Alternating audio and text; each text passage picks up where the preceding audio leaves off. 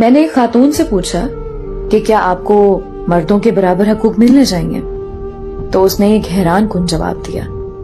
اس نے کہا کہ مجھے برابر کے حقوق نہیں چاہیے۔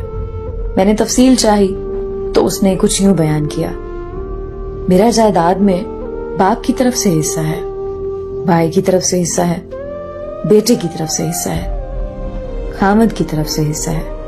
جب میں مردوں کے برابر آ جاؤں گی تو میں ان حقوق سے محروم ہو جاؤں گی۔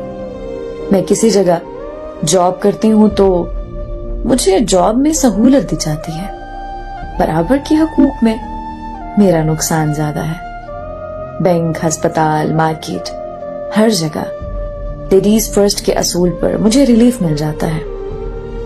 میں ابو سے ملنے جاؤں تو وہ کھڑے ہو کر ملتے ہیں اور بھائی کو بیٹھے بیٹھے سلام کر لیتے ہیں۔